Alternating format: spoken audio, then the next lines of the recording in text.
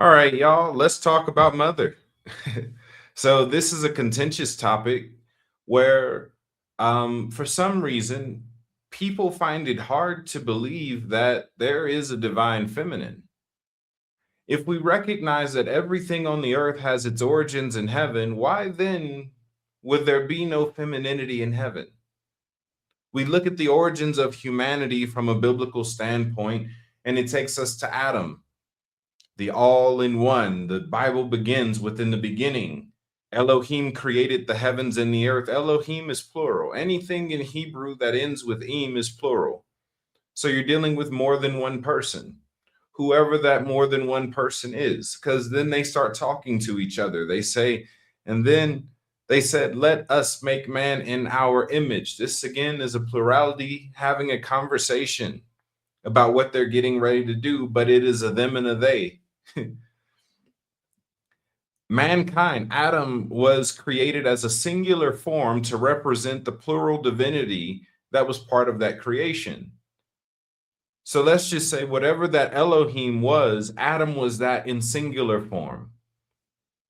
Then the story goes, the name Adam alone means God's blood.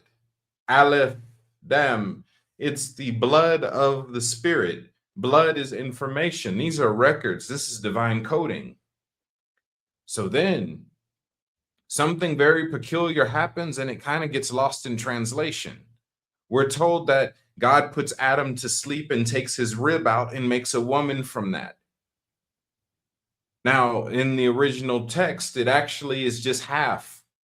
Half of what Adam was used to create the woman. That actually speaks to an androgynous state. Androgyny, meaning that both masculine and feminine were found in the form of Adam. But let's back up from that and look at it. Regardless, femininity cannot be taken out of something that femininity is not in. So if femininity can be taken out of Adam, it had to be in Adam.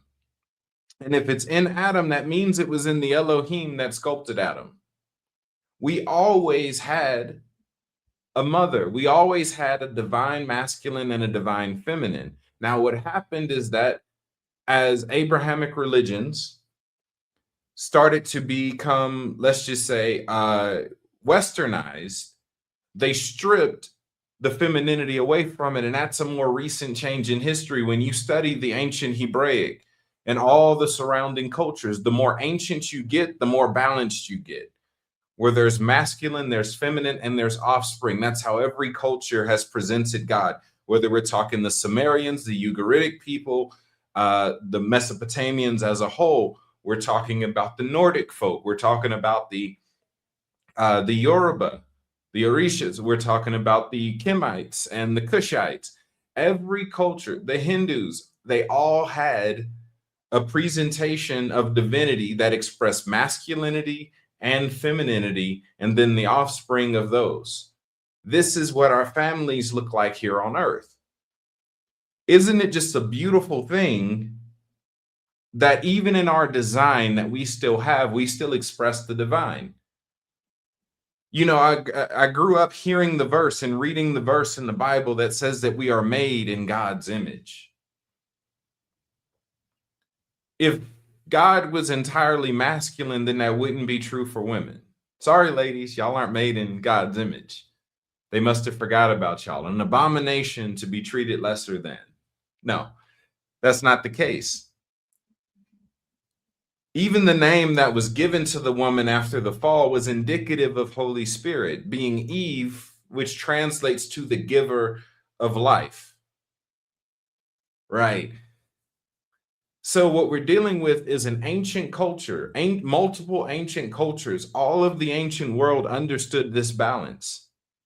But when the Romans took over, and let's just say in the construction of our Bible that happened about 300 years after most of the people in it were gone, when you translate the text through these different languages, it goes from Latin, it goes to Greek, it goes to English. Well, the word for spirit, the word for Holy Spirit starts to change. Holy Spirit in Aramaic, in Hebrew, is feminine. That's mother. It was always mother to the Hebrews. Y'all forget, Yeshua was Hebrews. He was a Hebrew. He only ever referred to Holy Spirit as his mother, and so did his disciples. You even have early, what's considered church fathers like Origen, who speak the same thing and emphasize the fact that not only did he recognize Holy Spirit as his mother, but he also emphasized that Yeshua and his disciples called her mother too. So the breakdown happened more recently in history in comparison to how long Holy Spirit was a woman. Now, when we talk about this, then it becomes, oh, spirits are genderless, and that's not true. Spirits have gender, which is why we have gender. If there was no gender, we would have no gender. We get it from them. They are the source. That's why we call spirits source. That's why we speak of origin when we talk of spirits, is because they are the blueprint. I remember the first time I met Holy Spirit, right? I had went through a period of time. I'm praying in my room every day. I'm reading the Bible. So I'm very familiar with the Bible. And I'm just like, I just want more. Right. And I'm saturating myself in the best spiritual culture that I know at the time. And I start having these glimpses and I start seeing this silhouette that kind of looks like the Human Torch from Marvel. And I'm not focusing on it too much. I'm just like, that looks cool, but I don't know what that is. So then let's just say some time goes by and I'm in my bedroom and Holy Spirit steps into my room and I see her for the first time and it shatters my theology. Understand, I grew up Baptist. We worship the King James Bible. And in the King James Bible, mother is, Holy Spirit is a he. But upon looking at this woman stand in front of me, a bunch of things started to make more sense. It's like, okay, the Spirit was brooding over the waters. Men don't brood. You are born of the Spirit. Men don't give birth. You're a mom. Happened almost instantly for me. Now, that was a secret that I kept for a few years because I was getting in trouble for, healing the sick and prophesying accurately. I knew that saying something like, and that's the stuff I can prove happened in the Bible at that time. I knew that confronting the gender of Holy Spirit was something a bit much than what I was ready to take the backlash for. So I kept that as a secret. But this is something that I've seen so many people get healed by, just starting to build intimacy with Holy Spirit as mother, letting mother be mother. One of the most mind-shattering experiences that I had happened, I want to say it was 2023, 2022. So a few years ago, right? I was going through a book that I'd heard a lot of spiritual people rave about, but hadn't read it before, that being Autobiography of a Yogi. And I'm listening to it and I'm liking it. I'm like, this Yogananda guy, he's on to something. I like this. He's sharing some things. And then there's one moment where he says something and I pause the audiobook because I'm listening to the audiobook of it on Audible. I pause it and I go, wait a minute. I was fine with all the other stuff, but you got to explain yourself to me. I said, Mom, you told me that. So how does he know it? And she said, he knew me too. He just knew me under a Hindu filter, the same way that you knew me under a Christian one. And I'm like, oh, so mom's everywhere. That made me relax a little bit. For some reason, that lingering Christianity made me think I had copyright over mom. No, the world has always known mom. It was just the Christians who excluded her, erased her from our books, and misrepresented her. And that's what happens to society. Whether you want to admit it or not, we shape ourselves after what we believe God is. If you believe that God is a God of domination and control, well, guess what? You're likely to be very dominating and very controlling, or at the very least, very fearful of someone else being dominating. If you recognize that you're dealing with a patient God of love, then you start to respond like it. In our case, for the last few thousand years, the presentation that we've had has been of an abusive, entirely masculine trinity. The Father, the Son, and his partner, pretty gay, but that's been the presentation that we've had for God. And not only is it fully masculine, but they're also abusive. So the gospel, instead of it being an introduction to a whole family where you get to embrace the mother and the father and you're welcomed into a family, that doesn't become the story. It becomes that you're being reconciled to a father who was so abusive, he had to kill his other son who was willing to take the beating he wanted to give you. That shapes you psychologically. There's no nurture in it whatsoever. You have sacrifice, but you don't have nurture. In psychology, there's a loose concept that deals with absent parents. They tell you that if you have relationship issues with your father, you tend to become a people pleaser. But if you have issues with your mother, you typically become a sociopath. One removes the mind, the other removes the heart. Society as we have it struggles with compassion. We're heartless. We're sociopathic as a society because we've been missing the imprinting of the divine feminine in our life. We're off balance. We let Romans snatch the feminine away from our culture, out of our spirituality. And it's not that the Father's evil. The Father's amazing. I've done other sessions on the Father. Go listen to those. But right now I want to talk about Mom. But imbalance is imbalance. Missing something is missing something, even if what you have is great. That feeling of unfulfillment. So I've had so many people begin to be healed of the wounds that they got from their earthly parents, whether it was an abusive mother or an absent mother, a neglectful mother. They started to encounter Holy Spirit and they let her be their mother.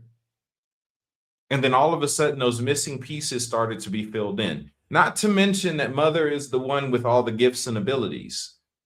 She is power itself. I like to call the Father an immovable object and mother an unstoppable force. We are what happens when those two things collide. We are the product of an unstoppable force and an immovable object. Mother is power. She is the gift. She is the abilities. In the Hindu culture, she gives all the siddhis.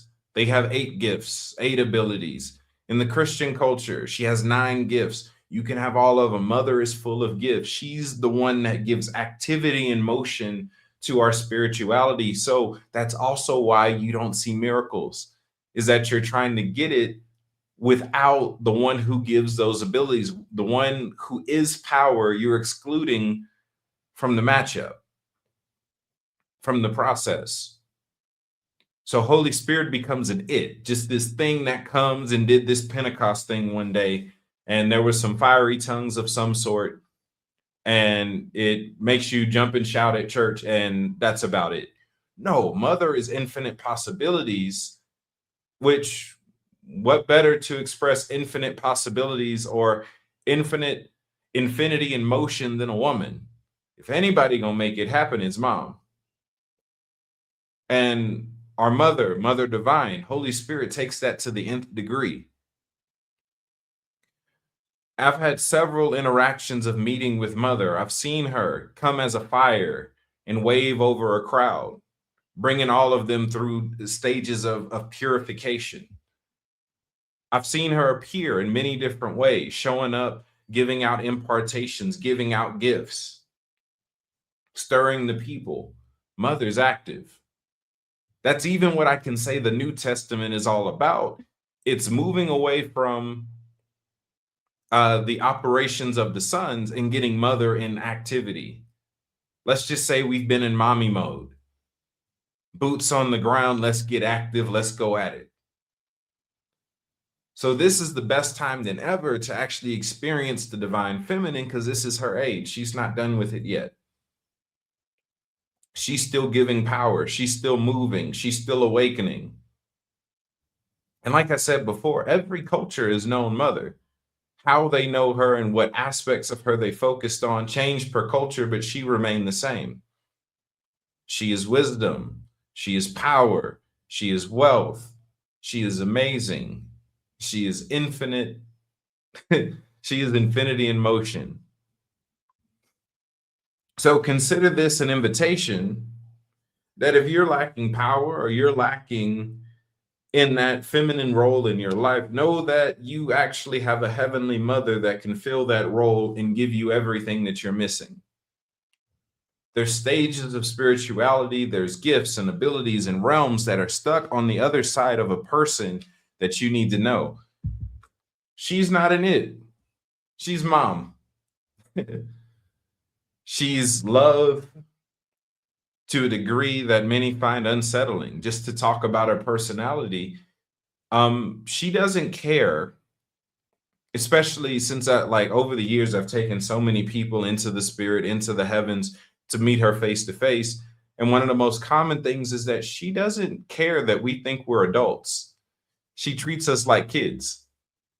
So I take some people and she grabs them and she's throwing them in the air like they're a toddler. And they're like, I am 44. Please put me down. And mom doesn't care. Because to her, you're just her baby. Holding people and comforting people, teaching people. These are all feminine traits. Mother is the teacher. She's mom helping us with our homework. She is protective. Nothing's more ferocious than a mother when you mess with her kids, which is why the ancient Egyptians, for one of the greatest and most powerful dimensions of mother, depicted her as all of the top predators of Africa mixed together. They said, let's take a hippo, let's take a lion and a crocodile. And that's mom when she's mad and when she's protecting her young. Highest dimension of power is Tuareg. I know I said a lot today, should be triggering, should be scary, should be encouraging actually for more than the hecklers. But consider that an encouragement. Mother can be known. Not only can you receive from her and get the gifts and things, but you can actually know her. Let's move out of the age of simply being inspired and wowed by teachers, where you hear a story like this, you hear about my encounters and you go, oh, that's so cool. He's so cool. Instead, you should start to participate. If I can have it, so can you. If Ramakrishna can see mother every day, so can you.